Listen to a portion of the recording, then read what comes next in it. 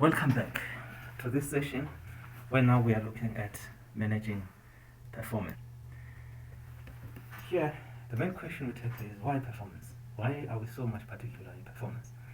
The basic line is that we are all employees and we have to perform because we were hired to perform some certain responsibilities. Performance is a dual responsibility for both the supervisor and the supervisee. It should not be a one-sided aspect. So we all have a duty to perform. We all have a duty to perform. The reason is that they are all expected to produce results and to share a meaningful and a successful life. There are some key concepts when it comes to performance. You'll consistently hear us talking about these concepts. Whenever performance is involved, you'll hear people talking about this concept. One, key performance area. This is the final product or service produced by individual or groups, usually denoted as KPA, key performance area. The next one is deliverable. These are elements that must be completed for the key performance area to be delivered. If it is in accounting, that's the area, and then accounting reports, those are deliverables. Performance indicators.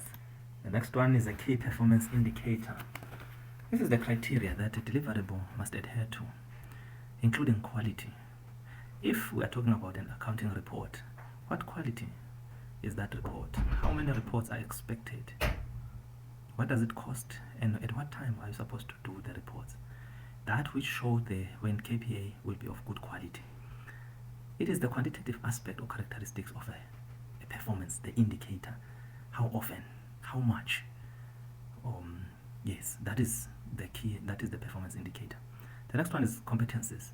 These are core knowledge, skills, and attitude values required from individuals in order to successfully deliver the KPA. Usually, these are found in a job profile or job description. The next concept is performance agreement. This is a formal documentation of mutual agreement between the manager and the subordinate or supervisor and subordinate on achievement of objectives measured according to preset standards. So at the beginning of a period, you agree these are the objectives that we want to achieve in the end of a specific period. That's why we're saying they are preset standards. Job description. A description of job results performed by individual or cadres. This is a written document also of the description of the job results to be performed by an individual. Then we have a job profile, a description of specific knowledge, skills, behavior, and values that enable individuals to deliver required job results. This then takes us to this short exercise. Probably we would get some minds dwindling by while we try to read this narrative. Messi is an executive assistant to the ambassador of Ouagadougou, a small, rich African state that is under the threat of invasion by its jealous neighbors. Her key responsibilities, that is Messi's responsibilities, include typing documents, communication, making travel arrangements, and participating in meetings. Indicate the performance indicators for each of her responsibilities. Now, meaning from responsibilities, you can be able to come up with indicators. So we're saying, can you come up with the indicators out of these responsibilities of Messi? Probably we can give you 2 to 5 minutes of dealing with this one. Now, on the review of this exercise, these are the key performance indicators that Messi we must use to evaluate Messi's performance. Typing. What is the typing speed? What is the typing accuracy? Communication. How often to answer? How fast is Messi able to answer the phone? Within 3 rings? Within 4 rings? On average, return phone messages same day, report all external phone calls, respond to emails same day. This is the KPA communication. Travel agents prepare realistic itinerary, make corrections and booking. But then when you talk of the KPIs now, you will say we will judge this by the number of phone calls returned same day, number of number of phone calls recorded for external phones or responses that probably Messi has done on the same day. And travel agents preparing realistic itinerary. Now you'll say the number of prepared realistic itinerary. Make correction bookings. correct bookings and confirm them. The KPI would be now, or yes, to say how many correct bookings and how many have been confirmed, and all the rest that goes with that. Now, let's go straight to performance. How do we define performance? We have seen the KPIs and all the terms. Performance measurement is the evaluation and control of the end result of an activity. Performance measures both process and results. What was done? What are the results? What was the outcome? Performance management is carried out at a predetermined time.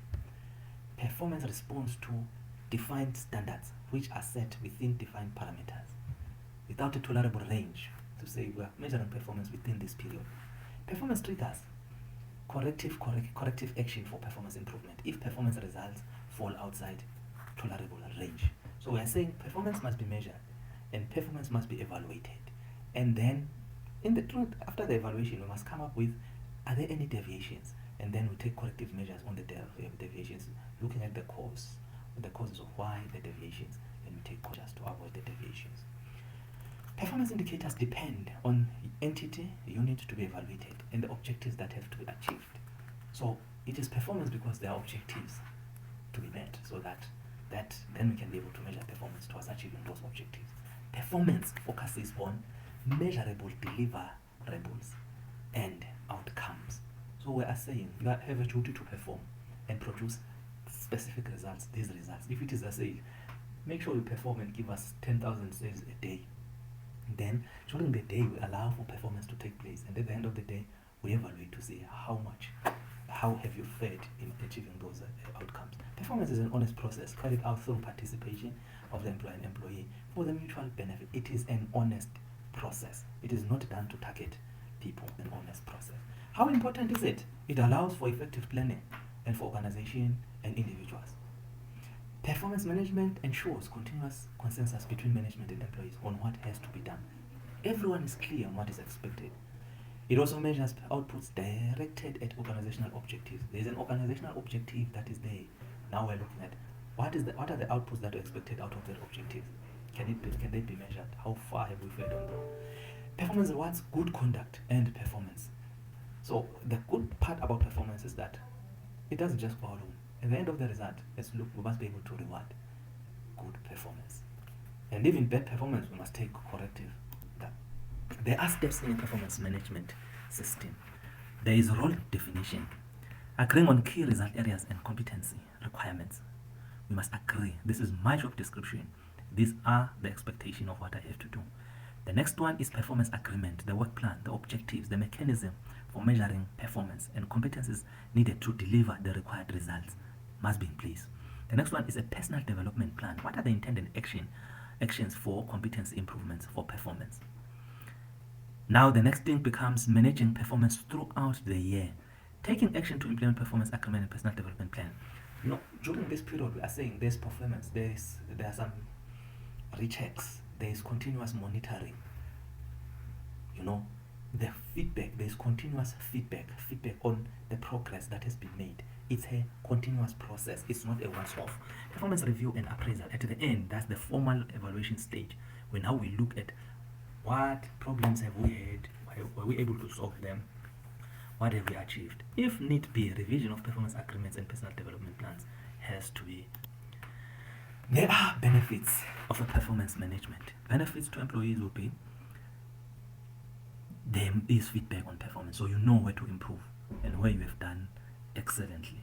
There's greater understanding of one's job. It makes one understand very well what is expected of him or her. The insight to priority areas for performance, and there is opportunity to relate one's problem, because there is continuous discussion in the monitoring, and there is personal development needs that gets prioritized. One is self-explanatory. Benefits to managers. It doesn't just benefit employees only. The managers themselves, feedback on managers' performance. You understand? Now you have to understand even the employee's performance. Better understand the abilities and competencies of your subordinates. The sensitivity to problems of staff members. So get to know your subordinates very, very well. And it helps to facilitate team building when necessary, where you see this one can only be issues of team, and facilitate increased delegation. So you can be able to see, I can be able to delegate to this one or that one in terms of the work. And also it improves the manager and employee relations. So this is a mutual benefit process. If the employee performs well, also the manager gets applauded. There is then the framework of performance. It is enshrined in the public service or company regulation. Most companies, they have this clearly spelled out in the conditions of service manual. That's where we say we have a duty to perform. It is contained in that. In collective agreements, there is performance expectation, and in performance management of organization. What are the prerequisites for performance? Here, the prerequisites are agreements on individual output consistent with organizational goals. The agreement that is done, performance agreement, must be consistent with organizational goals.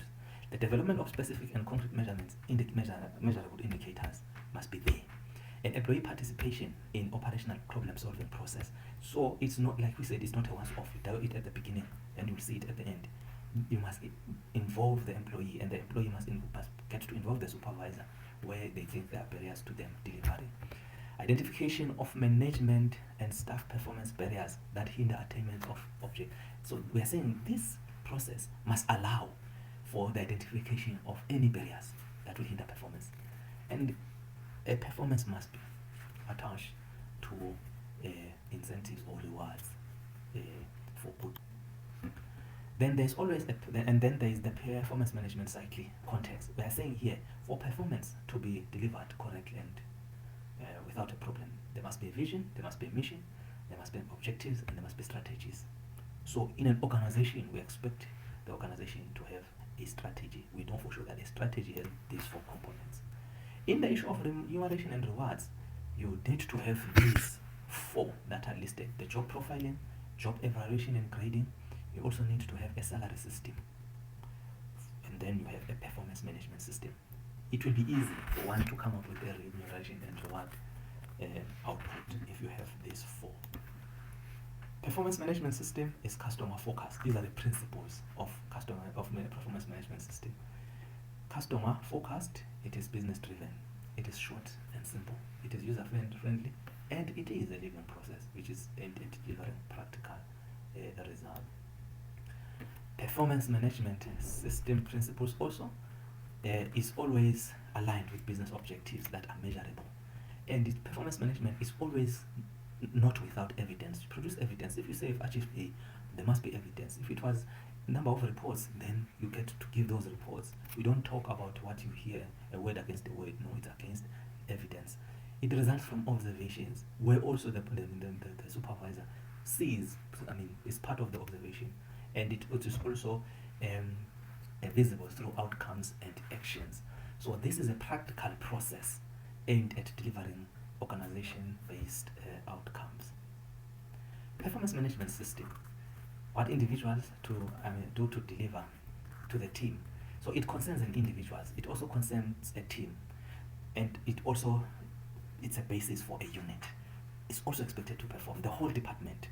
It encompasses also the whole company.